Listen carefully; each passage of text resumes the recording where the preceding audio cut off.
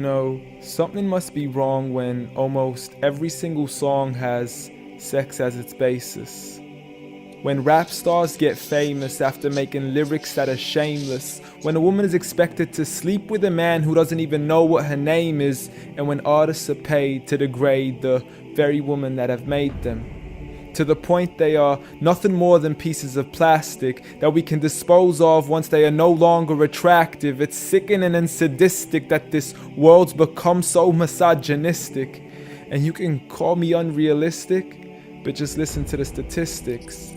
7 in 10 men view porn while over 75 million are addicted. 68 million requests a day for pornographic pictures, making 1 in 4 searches sexually related.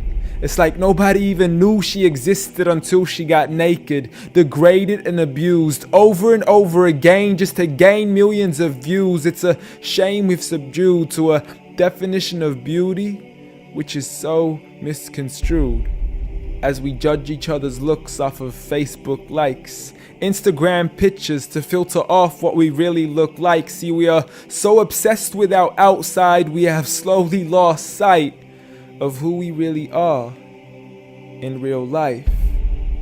I mean, it's sad to see so many teens lose their self-esteem. Looking at these magazines thinking they have to look like what they see. Please, you are worth much more than a 2D image on a screen. You are a living, breathing human being. If only you knew what you really mean. Just look into your history books and begin to read of all the girls in the world who were capable to achieve, and you will surely see with certainty females like Fatima al-Fihri, who opened the first ever university, Rufayda al-Islamiyya, the first nurse to perform surgery, and Aisha bint Abi Bakr, the greatest female scholar in eternity. It's a shame you probably haven't even heard of these great female prodigies. Honestly, we don't need to give up our modesty in order to be successful. For you are worth much more than a commodity that is sexual. You have so much more potential if only you knew your worth.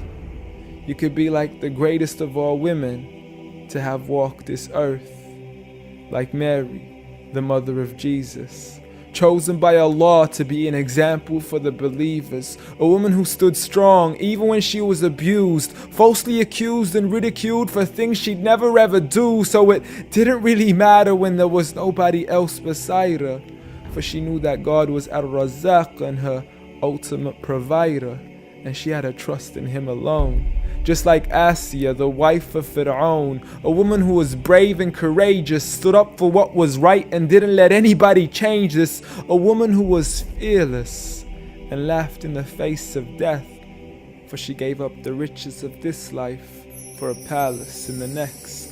Next up, Khadija, the mother of the believers, a wealthy merchant who had nurtured the Prophet for over 25 years, his first wife, the love of his life and the mother of his kids. She was the first to believe in him when nobody else ever did. She just is, beyond any words that can make you understand. So much so that even Allah sent her His salam. She was grand and Allah assured her, just like her daughter, Fatima, the master of all women in paradise, a woman who would shine so bright she was nicknamed as Zahra, the splendid one with the most generous of hearts, a woman who gave up so much of her food she had no choice but to fast. She would fight on behalf of her father even as a little girl.